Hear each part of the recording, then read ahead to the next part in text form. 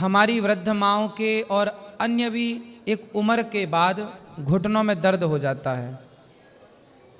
तो घुटनों का दर्द यदि हो जाता है तो पहला तो हम ये जानना चाहेंगे कि सबको ही लगभग बुढ़ापे में 85-90% घटनाएं हैं कि घुटनों का दर्द, आज की स्थितियां।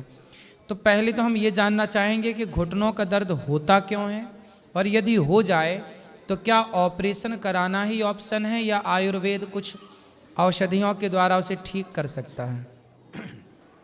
सबसे पहले तो सभी लोगों को मेरी तरफ से राधे राधे। भगवान श्री कृष्णा जी की कृपा सब पे बनी रहे।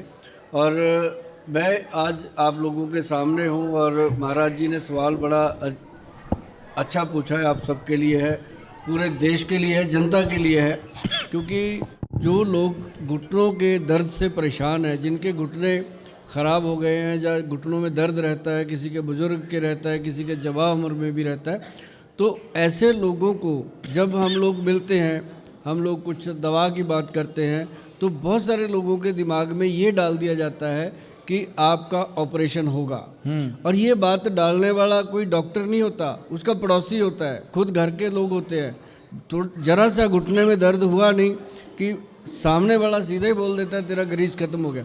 तो मतलब वो जो ग्रीस खत्म होने वाला वर्ड है, वो वर्ड उसके दिमाग में आ जाता है कि मेरा सचमुच कुछ खराब हो गया।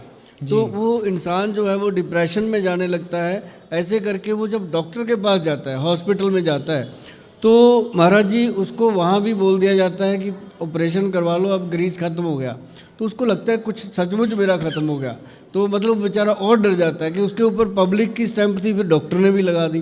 तो घर पे आके जब वो मशवरा करता है, बड़ी सुनने वाली बात है, आम लोगों की ये बात है, घर घर की रोज़ की बात है जो हो रहा है, कि वो घर पे आकर के जब अपने बच्चों से बात करता है तो उसको एक मुसीबत खड़ी हो जाती है कि मेरे बच्चे की इतनी कमाई भी नहीं है, बेचारा कहाँ से ऑपरेशन का खर्चा करेगा। उसको टेंशन उसकी भी आ जाती है, फिर बच्चों को आ जाती है। बच्चे कहते हैं कोई बात नहीं पापा, करवा लो, आपने सारी उम्र किया है। जबकि वहाँ ऑपरेशन की ज़रूरत नहीं होती। ऑपरेशन की ज़रूरत मुश्किल से 10-12% लोग हैं जिनको होती है महाराज जी, कि जो लोग मतलब उठ नहीं सकते। मान लो बेड से उठा के कोई और उनको बाथरूम करवा रहा है या कोई और उनके कपड़े चेंज कर रहा है, घुटना चल ही नहीं रहा, तो उसको तो हम भी कह देते हैं कि भाई 4 दिन जीना है, तू अच्छे से जी ले, ऑपरेशन करवा ले।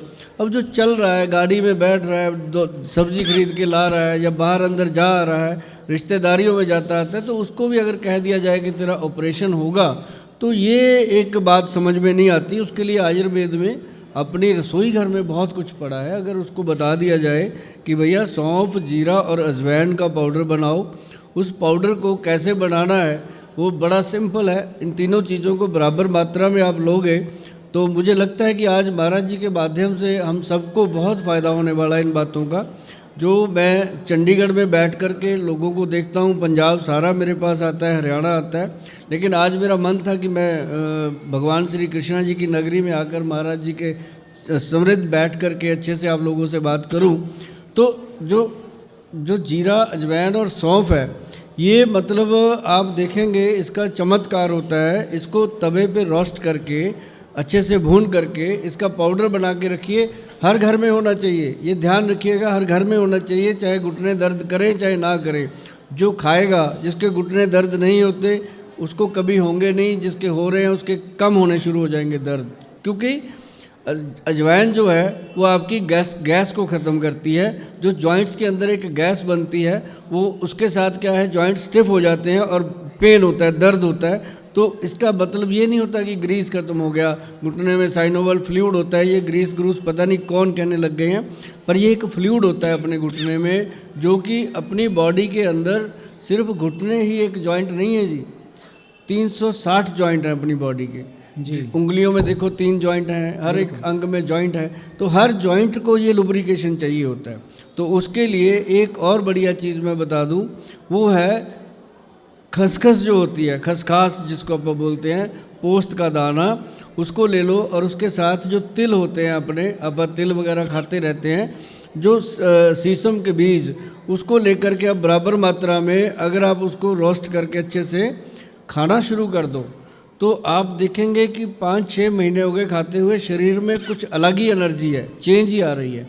तो ये चीज़ें जो है ना महाराज जी बॉडी में एनर्जी देती हैं